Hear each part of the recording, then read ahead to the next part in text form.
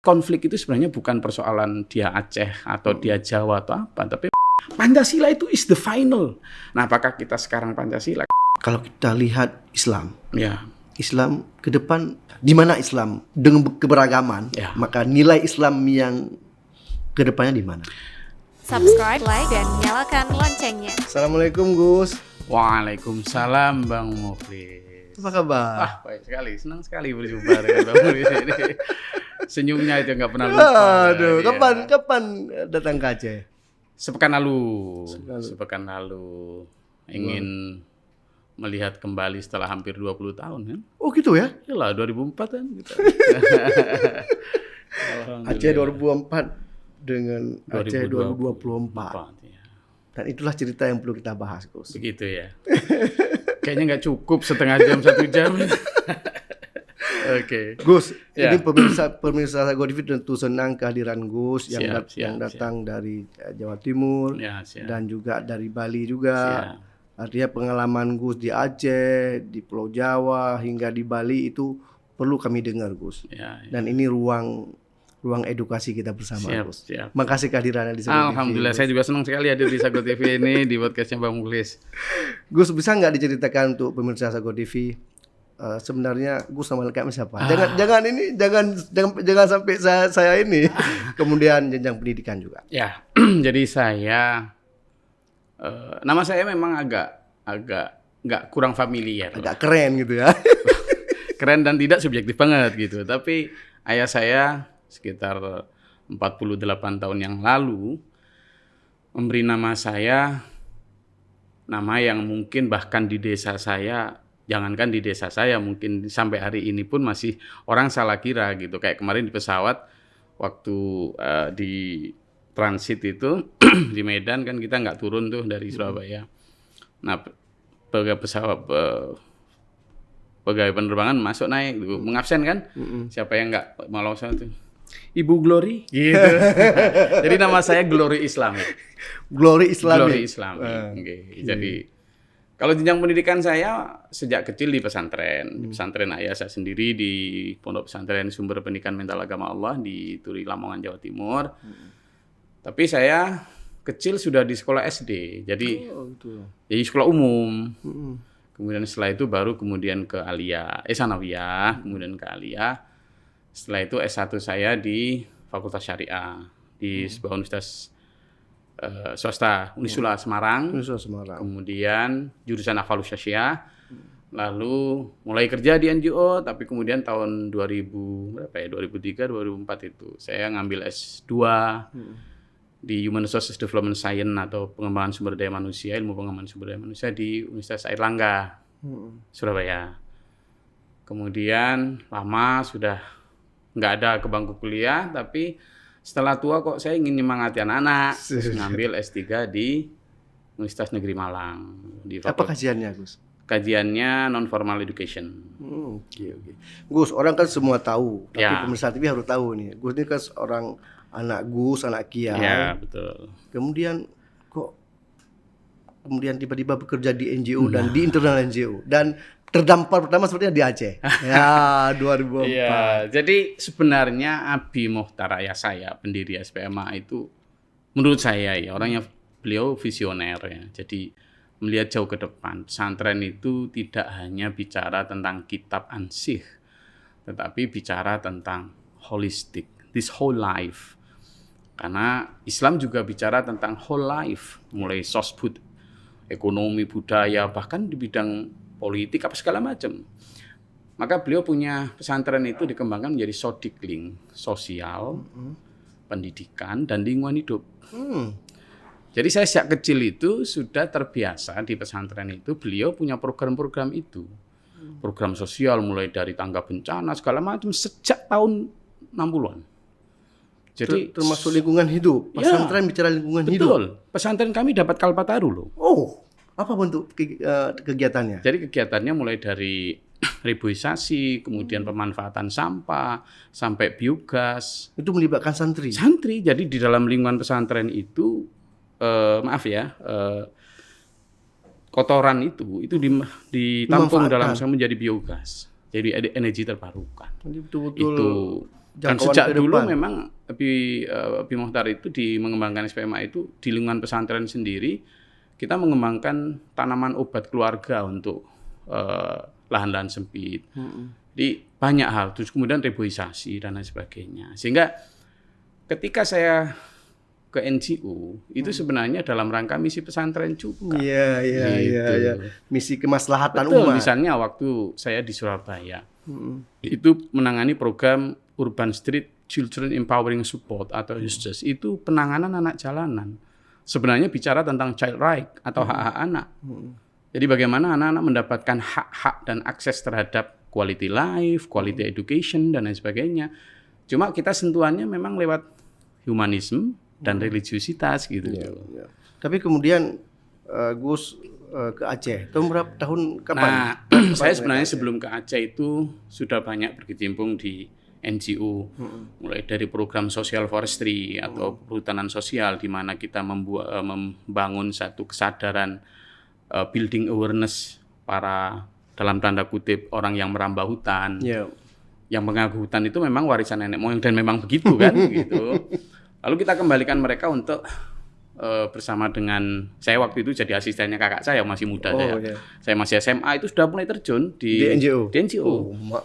Waktu itu kakak saya jadi tenaga lapangannya Sia Foundation. Saya sudah mulai ikut. Kemudian setelah itu kuliah juga sambil tetap selain aktif di kemahasiswaan. 98 kan saya eksponen 98 nih. Sudah, gitu di Semarang. Korlap saya. Bekas-bekasnya masih ada. Gitu. Nanti kita cerita itu. Nah, itu nanti beda lagi ceritanya. Nah, terus saya malah setelah selesai kuliah langsung terjun lagi ke saya dengan program plan internasional untuk pemberdayaan kaum urban, perempuan kaum urban. Itu di Jawa Timur. Di Jawa Timur, di Surabaya. Kemudian dengan Save the Children juga melalui program penanganan jalanan, mengempower mereka. Nah, di saat yang sama juga kita masih mengembangkan itu. Lalu tahun 2004 tsunami hit Aceh itu. Nah, recall lah bagi teman-teman yang itu. Sebenarnya bukan sebuah rencana, tapi itu panggilan. God's plan lah. Ya, rencana Tuhan. Dan akhirnya Gus terdampar di Aceh. Bukan terdampar menurut saya itu. Panggilan. Tersesat di jalan yang benar. Tersesat jalan yang benar. Gus kemudian Gus kan salah satu pimpinan Save the Children waktu itu Ya, di Lok Sumawe ya. Betul. Dan 2004 dan awal 2005 itu kan belum damai. Aceh masih konflik. Betul. Dan Gus seorang anak kiai dari Jawa Timur kemudian bergabung dengan NGO dalam suasana konflik. Betul. Dan juga dalam suasana berkabung tsunami. Apa kebatinan yang Gus rasakan waktu itu? Jadi sebenarnya banyak variabel yang menurut saya justru menjadi blessing in disguise. Jadi bagaimana bencana itu menjadi berkah. Bukan kemudian kita menganggap bencana sebagai berkah ya. Tapi dalam kebencanaan itu kita bisa mengeksplor berkah di sana. Jadi terkait itu memang Abi Mohtar sudah ngajarin kami sejak awal bahwa muhasabah itu penting. Sebenarnya saya ke Aceh pertama itu bukan langsung sebagai pegawai di SIF, tapi kita kan dikontrak sebagai konsultan itu untuk melakukan asesmen. Asesmen saya pertama waktu itu kan untuk menganalisis tentang kekuatan masyarakat, terutama kita bicara tentang tuhape segala macam. Iya. Ya, itu. Ingat ya? Ya, saya kan keliling ke semua pesantren termasuk itu. Nah, setelah kita 3 pekan di sini, hampir 1 bulan lah kita di sini. Kita kembali ke NGO masing-masing. Waktu itu kan ada yang dari Bandung, dari Semarang, dari Surabaya, saya dari Surabaya. Setelah balik, kemudian program mulai running kan. Kita mulai dipanggil kembali untuk kemudian menyusun program Save the Children itu. Kita diisi aja untuk mendesain tentang programnya seperti apa dan lain sebagainya.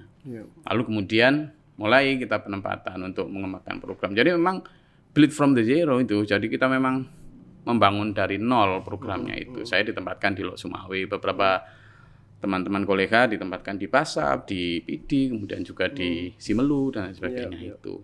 Pengalaman yang bersentuhan dengan konflik ada nggak? Ya, jadi ya sebenarnya waktu itu kan memang belum peace agreement toh. Ya. Karena memang masih dalam konflik. Jadi ya pengalaman pertama memang kita mendengar ya sebagai orang yang non Aceh kan mendengar memang di sini waktu itu kondisinya seperti itu. Seram dalam tanda kutip lah. Tapi saya membawa satu keyakinan banget bahwa Aceh ini is my brother also. Jadi orang Aceh itu saudara saya juga. Saya itu diajarin sama Abi Muhtar gini Mas. Yang membawa saya gitu tuh. Sering Abi Muhtar itu ngajarin saya, Gus, air ditetesin gitu. Gitu. Ini loh. Dari setetes air mani yang sama ini, yang yakhruju min baini sulbi wa taraib ini, kemudian dari lahir ke rahim ibu, lalu di rahim ibu selama 9 bulan. Air genetika yang sama ini ketika lahir di Jerman jadi putih mancung. Ketika lahir di Afrika jadi hitam pesek. Ketika di Indonesia kayak kita gini. Padahal sama. Yeah. Berarti we are from the root, the same root gitu. Sama. Maka itu yang membuat mindset saya kemanapun, termasuk ke Aceh. Tidak ada itu. Saya merasa dia beda itu. Jadi root konflik itu sebenarnya bukan persoalan dia Aceh atau dia Jawa atau apa. Tapi memang ada semacam ketidakadilan, ada semacam kesenjangan yang itu kemudian dipantik oleh kami kalau Islam mengatakan yang innahu lakum aduwwum mubin itu setan dalam hati kan gitu jadinya. Nah itu sehingga ketika saya ke Lok Sumawe pendekatannya memang saya bersama tim, saya nggak bisa ngomong ansik saya bersama tim waktu itu teman saya itu pendekatannya memang humanism. Nah pernah itu memang waktu awal-awal di Lok Sumawe itu ya kan masih campur ya siapa. Nggak tahu kita apakah dia agama atau enggak. Saya nggak tahu gitu. Saya juga nggak mau nyebut itu kan. Jadi saya perlakukan sama. Mereka adalah saudara kita, korban bencana saja. Termasuk kalau korban konflik kan kita nggak tahu ya dia korban atau apa. Jadi korban bencana alam lah. Ya memang saya kan suka kerja sampai malam tuh. Pernah itu malam itu kerja sampai malam di kantor itu. Tiba-tiba kaca depan tuh pecah. Gitu kan, wah, saya udah nggak karu-karuan, jauh dari rumah kan gitu. Ternyata memang waktu itu kan kita rekrutmen ya untuk security apa segala macam gitu. Kemudian ada ketidakpuasan. Konon katanya sih, saya nggak tahu gitu. Tapi saya bilang sama aja. Terus memang ada beberapa orang yang datang ngaku sebagai ini segala macam. Kemudian, tapi saya treat dan alhamdulillah dengan treatment itu deal itu yang pertama. Terus yang kedua juga waktu kita distribusi food. Waktu itu kan dari distribusi food itu. Nah, distribusi food dari WFP, World Food Program itu gitu. Itu ke daerah yang memang merah. Ya, Nisa. Nah, daerah sana. Nah, waktu itu entah bagaimana ada misunderstanding menurut saya. Yeah. Kemudian ditahan truk kita itu. Oh gitu. Ditahan. Truk yang mengantari itu. Ya gitu, dalam tanda kutip itu hijack lah gitu. Iya. Nah, tapi kita santai. Waktu itu saya dengan saya kan waktu itu manajer, kemudian ada yang jalan ke sana bersama dengan deputi manajer banyak tuan. Ya dengan pendekatan, meskipun dengan kita waktu itu kan belum peace agreement tuh. Ya, belum. Jadi kita masih menyadari betul bahwa belum MOU Helsinki. Belum. Jadi memang masih itu sehingga kita pun menyadari pendekatan kita memang harus pendekatan humanis. Dan alhamdulillah rilis gitu. Jadi hal semacam itu yang membuat saya yakin bahwa pendekatan humanism brotherhood itu paling utama gitu. Dan kemudian setelah Gus habis dari NGO di Aceh, kemudian kembali ke ke Jawa, kemudian juga ikut terlibat dalam NGO juga.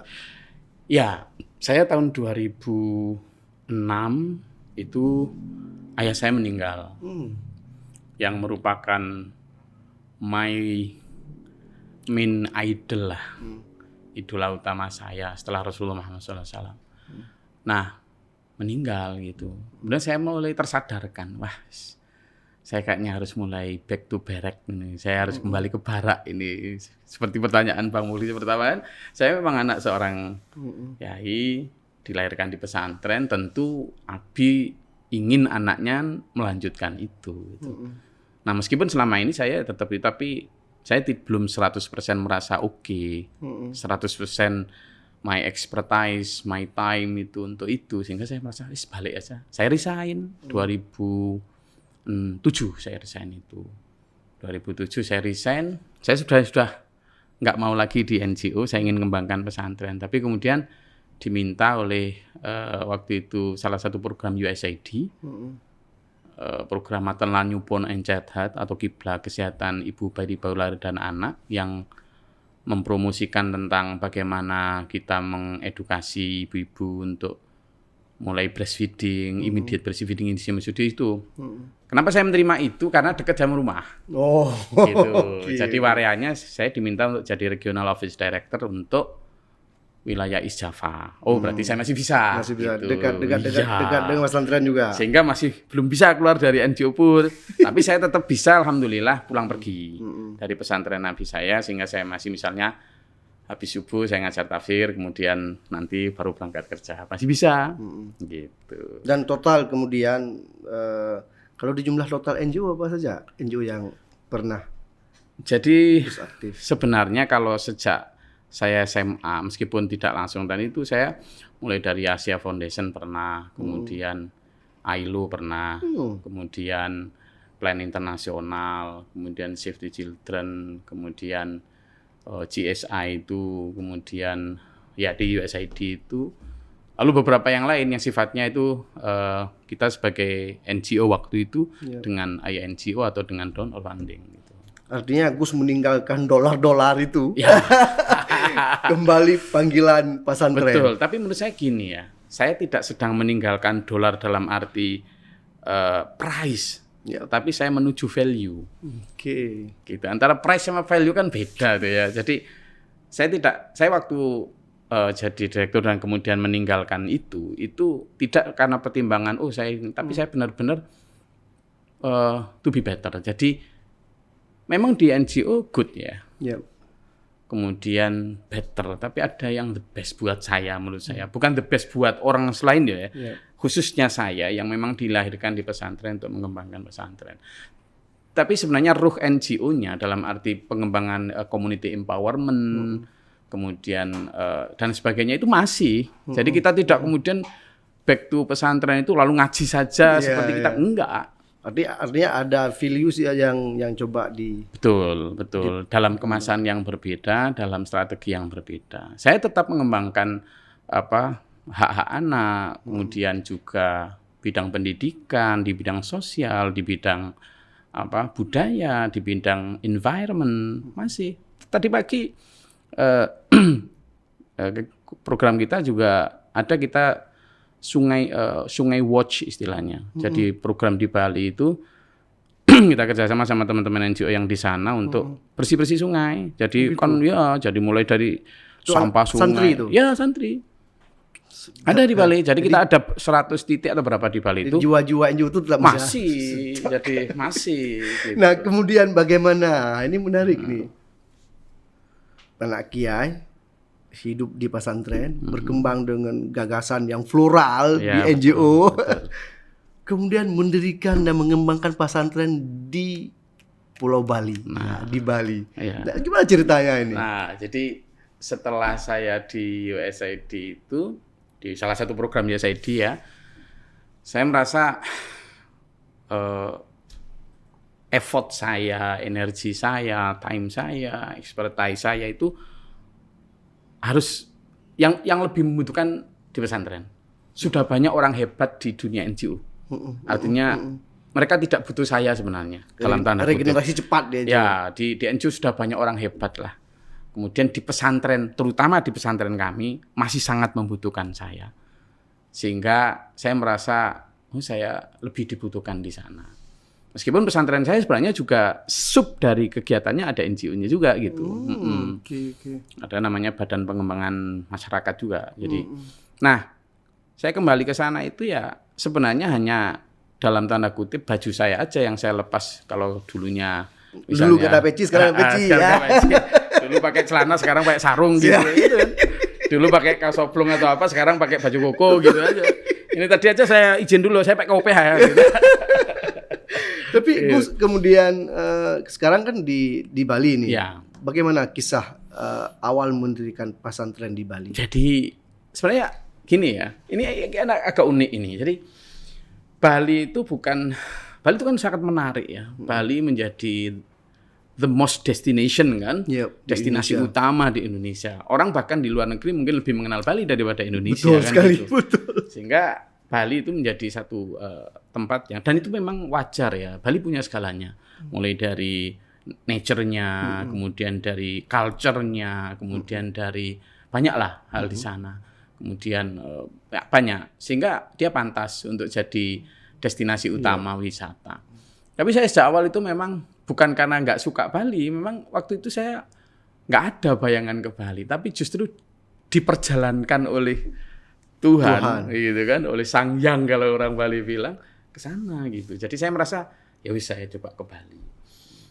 Nah, di Bali memang saya sendiri itu kan awalnya memang maaf ya, dulu tahun 2002 itu kan terjadi itu kan. Oh, bom Bali. Itu kan memang banyak terjadi misinformasi dan lain sebagainya. Ditambah lagi double stigmanya adalah saya orang Lamongan kan gitu. Oke, pelaku bom Bali ya orang Lamongan. Suspeknya orang Lamongan. Jadi akhirnya saya bukan saja sebagai orang Islam, tapi juga sebagai orang Lamongan. Tapi saya yakin seperti saya waktu pertama di Aceh. Jadi connect ini. Ajaran dari abi saya itu di mana semua manusia adalah saudara. Bahwa kita ini selama mengenal Allah secara mendekat dan mendasar, kita tetap bisa. Maka saya memandang dulur-dulur Bali juga dulur-dulur saya gitu. Oh gitu. Oh ya. Jadi di awal gitu saya memang punya KTP Lamongan, di mana waktu awal-awal ya memang biasalah. Menurut saya wajar prejudice itu muncul. Tapi selama kemudian time by time kita kemudian membuktikan bahwa itu ndak seperti yang dibayangkan, banyak ceritanya itu. Jadi datang pertama saya memang menggelandang itu. Bener dong, gitu. Menggelandang. Jadi pertama saya memang datang ke sana itu dengan pakai darat. Saya memang sengaja pakai darat. Jadi nyebrang dari Ketapang Banyuwangi itu ke Gilimanuk Bali itu. Di sana ada pemeriksaan KTP segala macam. Waktu itu masih ketat ya. Apalagi dari Lamongan agak lama itu. Dilihatnya agak lama ini gitu ya. Agak lama, tapi kita wajar saja lah gitu kan. Apalagi kita memaklumi gitu. Nah, pertama saya ke sana memang has nothing. Saya enggak punya siapa-siapa, enggak kenal siapa-siapa. Dan saya juga do know anything, jadi saya enggak tahu apa-apa bagaimana nanti mengembangkan di sana. Dan memang saya merasa bahwa ini kayaknya ilmu-ilmu tentang logical framework segala macam itu nggak jalan, nggak bisa. Dengan melihat suasana seperti itu awalnya. Jadi kita benar-benar harus ngalir dan luwes. Pertama saya memang gitu. Nah, delala saya itu merasa bahwa waktu itu saya kan Gus gitu kan, sudah haji, sudah direktur apa, sehingga untuk menurunkan ego ini saya merasa bahwa saya harus pertama saya dulu. Jadi yang saya lakukan apa coba Bang Muris? Saya jualan kentang di pinggir jalan, di trotoar itu, untuk menurunkan ego saya. Jualan kentang yang Rp5.000 per kilo itu di trotoar, sambil bawa sepeda motor jelek itu, yang dulunya saya jadi gitu kan. Nanti kalau nggak laku, saya jualan kerupuk dari warung bawah, saya gotong tuh, jalan kaki. Itu untuk menurunkan ego saya. Bahwa memang kalau dalam Islam kan ar-rais itu khadimul ummah. Pemimpin itu pelayan. Maka kamu harus mampu menjadi pelayan dulu. Termasuk dalam hal psychological mindset-nya itu. Nah, itu berjalan sekian lama dan alhamdulillah setelah hampir 3 saya tuh masih sambil nulis. Saya waktu itu penulis tetap di Surabaya Pos. Oh, tapi dari Bali. Dari Bali. Waktu itu kita ngirim tulisan gitu. Nah, setelah saya biasanya pagi jualan kentang tadi itu, pakai jenis itu nanti ke kos-kosan nulis. Kayaknya curiga nih pemilik kos ini nggak ada tampang jual kentang orang ini kan gitu mungkin ya. Jadi saya waktu 2 sampai hampir 3 bulan pertama itu nggak boleh lagi kos di situ. Sehingga saya harus pindah. Tapi lagi-lagi ada berkah. Setelah saya pindah itu saya nemu tempat yang baik menurut saya. Waktu itu tempat masih kayak rawa gitu. Nah, di tengahnya ada gubuk dari bambu dan saya mulai di situ. Saya merasa kerasan di situ. Sekarang sudah berapa tahun? Sudah hampir 14 tahun. Dan bagaimana perkembangan pesantren? Alhamdulillah masyarakat Bali baik. Alhamdulillah masyarakat Bali adalah saudara kita benar dan welcome. Pesantrennya itu ya bisa berjalan dengan komunitas yang berbeda. Alhamdulillah. Jadi kalau orang Bali bilang astungkar. Jadi bagaimana orang Bali itu punya 3 prinsip, namanya Trihita Karana. Jadi di sana ada parayangan, itu hubungan manusia dengan Tuhan. Sang Hyang. Kemudian pawongan, itu hubungan manusia dengan sesama.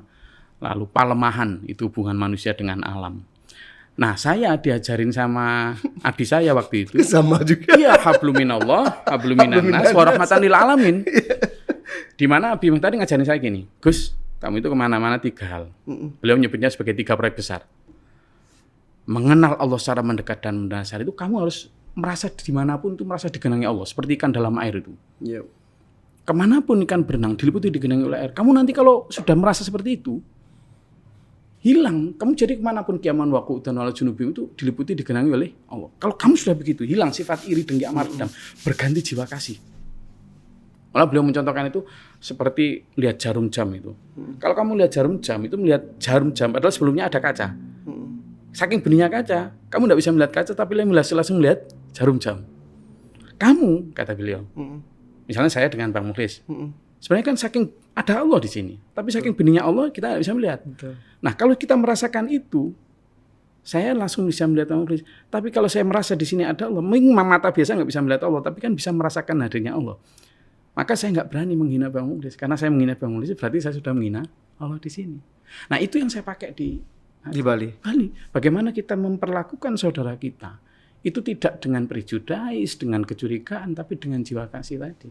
Nah, yang kedua, yang pawongan tadi, kalau itu kan yang hubungan dengan Tuhan, di mana hubungan ritual itu harus benar-benar kepada sosial, hubungan horizontal, vertikal itu harus pipeline dengan hubungan vertikal horizontal. Nah, yang kedua adalah kepada parayangan tadi, pawongan tadi, kepada sesama. Saya benar-benar ikut ajaran Quran yang menyatakan a'udzubillahi minasyaitonir rajim. Alam ahadilaikum ya bani Adam ala ta'budu syaitan innahu lakum aduwwun mubin. Kamu sudah tak ingatkan kan bahwa jangan ikuti setan, itu musuhmu yang nyata. Nah, dari situ dielaborasi oleh Abi Mukhtar itu ngajarin kami, musuhmu itu hanya satu loh, Gus. Setan di hatimu. Betul. Kamu nggak punya musuh manusia. Regardless race, religion, group, and anything, mereka saudaramu. Yep. Tidak peduli suku, agama, bangsa. Dan itu saya terapkan di sini. Jadi ketika kita mengembangkan program pendidikan, kalau yang TK di Bali itu kan di bawah Diknas. Yep. Itu gurunya ya ada dari Bali. Tapi lokasinya di pesantren. Di pesantren. Sedap kali. Jadi muridnya pun ada yang dari masyarakat sekitar. Sekolah bareng sama anak-anak muridnya Muslim. ada bukan yang non Muslim juga? Nah, ada dari Kristen, ada dari Hindu. Jadi uniknya gini Bang Filis. Ketika satu kelas nih, kan model sentra tuh. Nah, pas waktu sentra agama, di dalam satu kelas yang Muslim misalnya belajar Al-Fatihah beserta artinya, doa makan misalnya. Yang satu di situ juga baca doa itu juga. Baca doa bukan. Doa sesuai dengan Soalnya jadi doa mantar Gayatri apa jadi yang. Jadi mereka saling tahu tuh tanpa ada sekat untuk saling curiga. Jadi benar-benar toleransi diajarkan sejak dini.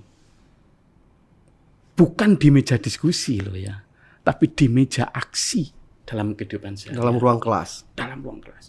Dan ketika mereka misalnya kalau pagi anak-anak yang kecil kan diajarin sholat duha tuh. Nah, musolahnya itu kan dekat sama tempat yang dipakai untuk sajen canang itu. Sampingan pas. Jadi anak-anak ini juga sholat, di sampingnya ada yang lagi gini. Dan itu bukan kita rekayasa. Karena memang kita kan sewa itu tempat kita itu Mas Ian. Itu dan hebatnya dulur-dulur kita Bali. Saya namanya Pak Madiuda. Yuda almarhum tapi anaknya juga baik. Ada namanya Mani Yoga Diputra itu kita boleh nyewa tanah di situ, mengembangkan pendidikan di situ. Karena memang misalnya kita mengembang Ramadan gitu ya. Sehari sebelum Ramadan kita bikin bakti sosial. Kita kerjasama dengan masyarakat desa setempat, pemerintah desa setempat, termasuk masyarakat adat, untuk kuponnya mereka yang bagikan siapa who the most needy kan, siapa yang paling butuh. Kita adakan sembako gratis, kemudian pemeriksaan medis, kemudian bekam, kemudian pemeriksaan mata. Lalu kita tanpa seremoni apapun, tanpa speech apapun, kita sudah sampaikan. Hanya spanduk aja bahwa Ramadan itu bukan hanya ibadah ritual, tapi Ramadan juga ibadah sosial. Nah, hal-hal semacam ini yang alhamdulillah kemudian akseptasi masyarakat itu baik. Bahwa khairun nas anfa'uhum linnas. Manusia terbaik adalah yang bermanfaat untuk sekitarnya. Dan alhamdulillah masyarakat sekitar merasakan manfaat hadirnya kita. Karena kita juga memberikan beasiswa, kemudian punya warga asuh di sekitar dan sebagainya. Jadi kalau muridnya tadi Gus dengan latar belakang yang agama yang berbeda dalam satu ruang, dalam satu kelas, bagaimana dengan gurunya? Nah, gurunya juga begitu. Oh gitu. Kan ada mata pelajaran umum, mata pelajaran. Kalau mata pelajaran umum juga sama. Di TK tentu umum kan. Kemudian gurunya juga gitu. Kalau guru ngajar lukis, ngajar apa segala macam. Bahkan di MI sekalipun yang mayoritas muslim semua, tapi kayak yang guru drum band, guru bahasa Bali, guru seni melukis, guru ya biasa dari. Nah, sementara yang di TK ini malah justru apapun ya mereka bareng, kita hire juga guru dari dulur-dulur non muslim sesuai dengan minat mereka gitu. Saya betul-betul menarik ini Gus, ketika kita bicara toleransi itu bukan hanya bicara dalam ruang diskusi ya, dan juga apalagi di hotel-hotel ya. Tapi ini betul-betul di ruang kelas. Kemudian bagaimana Gus melihat nilai toleransi secara umum? Apakah ini menjadi lesson learn yang bagus untuk kampanye toleransi misalnya untuk daerah-daerah lain? Bagaimana? Saya rasa itu bisa mulai ya. Ada satu satu cerita yang bagus. Saya diundang hajatan lah di Bali. Kemudian hajatan itu memang saya harus datang gitu, dan datang saya kemudian bilang saya pengen nyumbang kuliner. Karena menurut saya kuliner dari Lamongan itu kan menurut saya the best. Menurut saya gitu kan. Soto Lamongan, kemudian lalapan itu kan di mana-mana itu kan. Hampir seluruh Indonesia. Terus saya bilang, Pak Made, kalau saya datang untuk acara itu dan nggak bawa apa-apa, itu kalau bisa itu teko nangono lembean aja. Maksudnya datang ke rumah kok cuma bawa tangan aja, bawa apa-apa gitu. Nah, saya pengen bawa oleh-oleh. Nah, waktu itu saya bilang, Pak Made, sediakan saja meja, saya akan bawa 100 porsi soto, 100 porsi lalapan. Oh, jangan repot-repot, nggak apa-apa. Ini sebagai bentuk persaudaraan kita gitu, karena kita bukan hanya sebagai landlord dengan kami yang penyewa, tapi anggap keluarga. Nah, disediakan. Jadi saya bawa ke situ. Alhamdulillah, akhirnya memang ada semacam kita datang juga, kemudian mereka merasa terhormat, saya juga merasa. Jadi hal-hal semacam ini yang kemudian menurut saya toleransi itu bisa dilakukan tidak hanya dalam bentuk diskusi, tetapi juga kita tidak kemudian saling mencampuri. Nah, ada toleransi yang kemudian kebablasan dengan misalnya saling ikut. Menurut saya kita nggak boleh kemudian ini toleransi, lalu kemudian agama lain diajak ikut ibadah seperti kita, atau kita ikut ibadah mereka. Itu bukan toleransi menurut saya, justru itu saling mengganggu, saling mencampuri. Toleransi itu kan dari bahasa Latin yang namanya tolerate, dan itu artinya membiarkan. Jadi kalau artinya membiarkan, berarti kita itu memberikan ruang kepada agama atau kepercayaan lain untuk melakukan ibadah menurut kepercayaan masing-masing. Tidak kemudian saling mengikuti. Kalau saling mengikuti itu bukan toleransi, justru itu saling mengganggu, disturb itu. Nah, dalam konteks itu sehingga menurut saya dimanapun di Indonesia itu sebenarnya udah nggak usah diajarin lagi toleransi. Nggak usah. Orang sekarang mau ngajarin toleransi itu udah keliru. Di Indonesia sejak dulu itu orang sangat welcome banget. Coba sekarang saya tanya. Indonesia itu kan animisme dinamisme dulu. Dan mana agama yang ditolak di sini? Tidak ada. Betul. Buddha Hindu itu bukan agama asli sini loh ya. Iya. Di sini dulu animisme, dinamisme, bahkan sinkritisme. Begitu Buddha masuk, Hindu masuk diterima. Ketika Islam masuk diterima. Ketika bahkan Kristen dibawa para penjajah masuk diterima. Dan semuanya ada di sini. Konflik yang ada, saya yakin itu karena provokator, bukan jiwa asli orang Indonesia. Bagaimana kemudian kita memaknai perbedaan ini untuk keharmonisan negara kita, Gus? Islam mengajarkan, ajaran leluhur kita juga mengajarkan. Pita yang dibawa oleh Garuda Pancasila, Bhinneka Tunggal Ika, itu maknanya hebat. Sekarang itu kita hanya bicara Bhinneka, bukan Tunggal Ika. Padahal harus jadi satu itu, Bhinneka Tunggal Ika. Nggak boleh. Kalau cuma dia Bhinneka saja, menajamkan keberagaman tanpa Tunggal Ika, ya pecah belah. Nah ini yang, ayo kita ini kebinekaan, salah. Kita ini kebinekaan Tunggal Ika. Nah ini yang harus bahaya loh ya. Jangan mau di kotak-kotak. Karena kalau kebinekaan hanya tidak ada Tunggal Ika, maka kita akan hidup pada segmentasi tertentu. Sehingga bukan holistik tapi parsialistik. Dan ini bahaya untuk kerukunan. Negeri ini sudah dibentuk oleh para founding father kita itu sebagai sebuah negara kesatuan. Dan kesatuan itu rootnya ya Tunggal Ika. Bahwa kita berbahasa satu bahasa Indonesia, berbangsa satu bahasa, mulai dari Aceh sampai Papua kan gitu. Gitu loh. Jadi kalau kemudian ada riak-riak untuk ingin pisah dan lain sebagainya, menurut saya bukan rootnya karena keberbedaan, tapi karena memang dibedakan. Disetting untuk beda. Disetting untuk beda. Padahal bangsa Aceh, bangsa Papua, bangsa segala macam dulu itu memang sudah beda. Betul. Punya kerajaan sendiri-sendiri toh. Lalu orang Indonesia betapa hebatnya orang Aceh, betapa hebatnya orang Minang, betapa hebatnya orang Kesultanan dari Martapura, Kalimantan, dari Tidore, Manado, dari sana. Semua menundukkan, melepaskan kekuasaannya. Oke, yuk bareng sebagai bangsa Indonesia. Lalu sekarang mau dipisah-pisah lagi. Ini kan, jadi bagaimana Garuda memegang itu. Betul. Itu Pancasila itu is the final. Final sudah. Jangan dirubah-rubah lagi gitu. Mulai dari ketuhanan yang Maha Esa sampai di sana rootnya. Nah, apakah kita sekarang Pancasila? Kalau kita melaksanakan itu, masih ingat kan kita dulu itu kalau tahun-tahun generasi kita itu kan ada P4 ya. Jadi Eka Prasetya Pancakarsa kalau masih ingat saya dulu the best dalam tataran P4 itu. Tapi Gus kemudian kembali ke pesantren Gus. Apakah pesantren Gus kemudian mimpinya itu mau kemana Gus? Dream Gus untuk pesantren itu? Abi itu menetapkan visi gini, Abi Mohtar ayah saya pendiri pesantren itu menetapkan visi itu agama dan sifat manusia kembali pada aslinya. Jadi visinya sangat ini universal. Agama tidak hanya menyebut ini tapi juga manusia. Jadi beliau menempatkan 4 visi itu. Pertama itu adalah memanusiakan manusia. Jadi manusia ini jadi manusia dulu. Tidak peduli siapapun kamu, dari manapun kamu. Jadilah manusia. Bahwa manusia dari seluruh Eskimo sampai kutub utara sampai kutub selatan adalah saudara. Manusia, rootnya adalah kasih. Yang kedua, kalau sudah jadi manusia, baru kemudian mengagamakan agama. Manusia yang beragama, ayo ke agama benar. Kamu yang Kristen jadilah Kristen yang baik, gitu kan?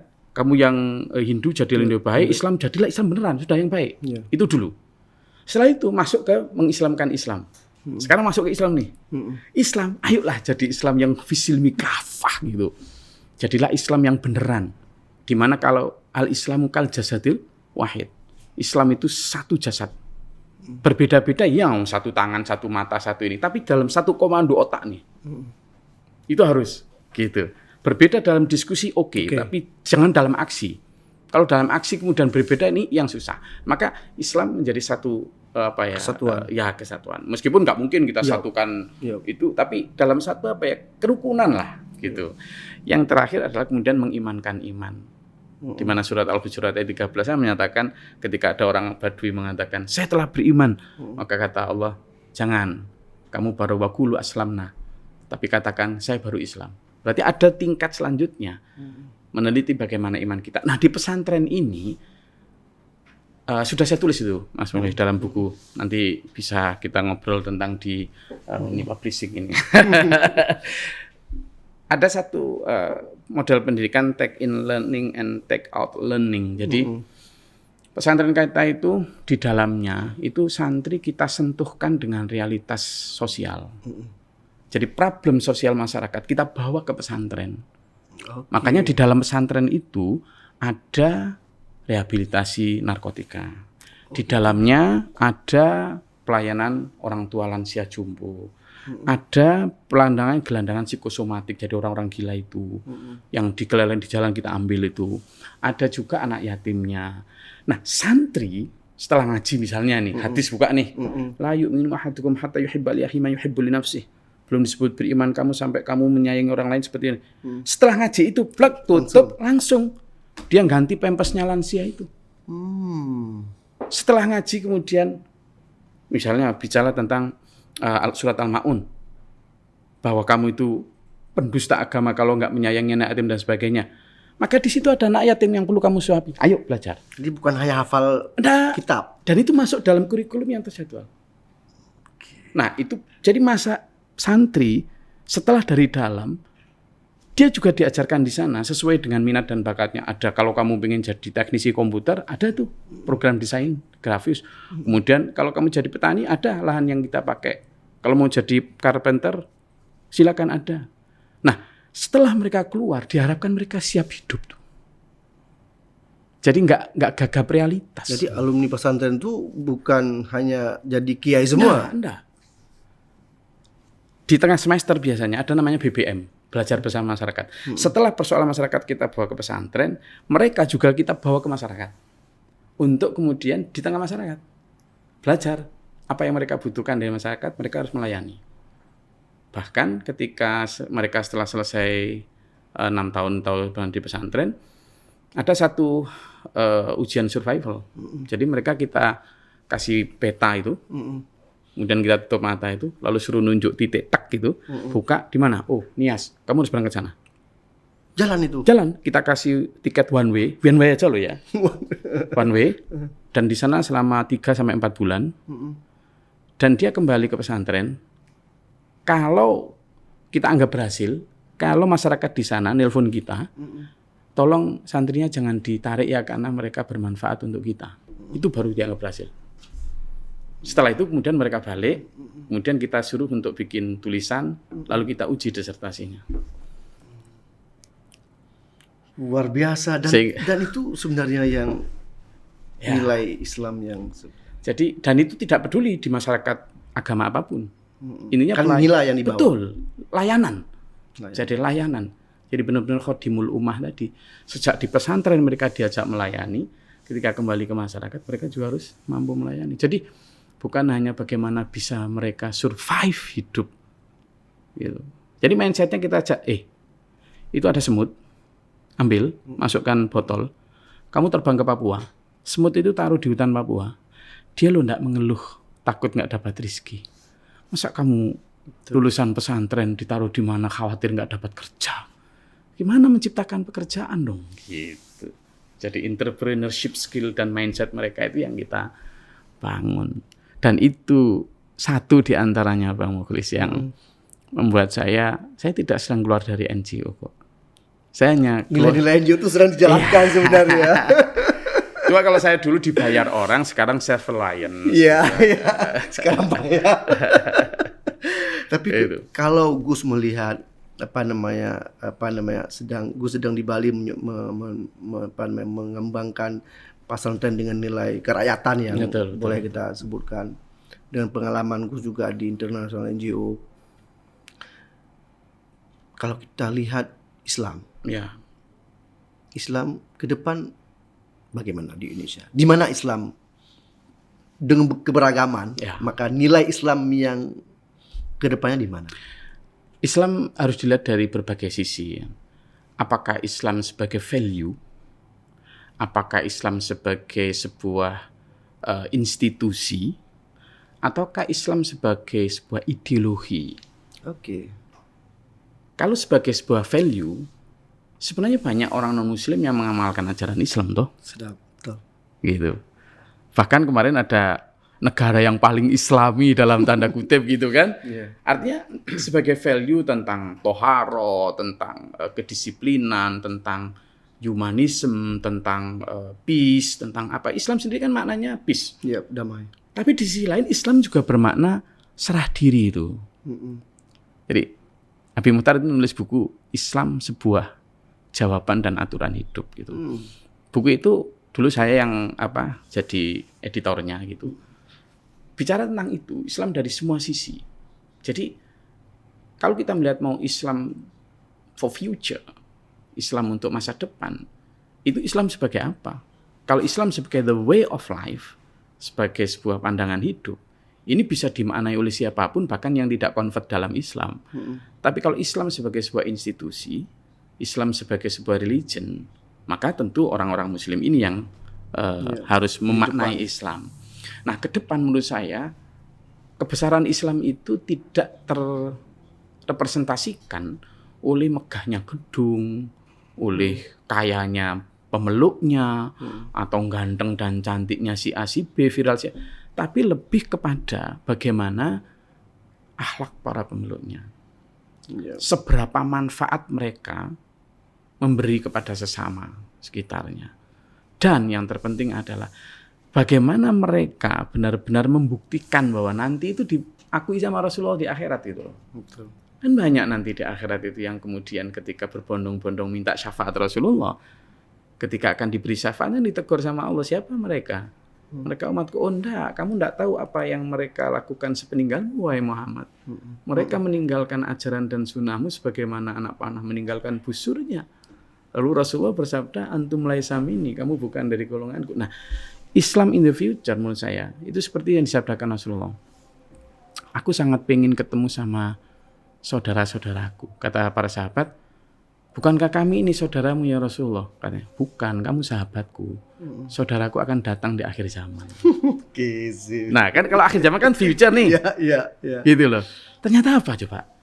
Mereka adalah orang-orang yang mengimani agama ini, kemudian mengamalkan iman itu. Kan kalau iman kan tasyidu fil qalb, disyahadakan dalam hati, wa iqraru bil lisan, lewat lisan, dan yang paling penting ini wa amalu bil arkan loh. Diamalkan dalam perbuatan. Nah, ini yang kemudian menjadi wajah Islam ke depan. Perbuatan. Sampean kalau sekarang bisa melihat masjid mungkin akan megah di mana-mana. What about the substance? Bagaimana dengan isinya? Bagaimana? Apakah mereka bangga dengan saldo yang banyak? Ataukah masyarakat merasakan manfaat hadirnya masjid itu? Dan yang terpenting, seberapa banyak orang meneteskan air mata tobat, air mata syukur di lantai-lantai masjid itu. Dulu Masjid Nabawi hanya berlandaskan dengan pasir itu. Dan beratapkan dengan pelepah kurma. Ketika sholat banyak nempel di sini pasir. Tapi jangan tanya tentang giroh, keislamannya, ketakwaannya, air mata yang tertumpah karena ketakwaan.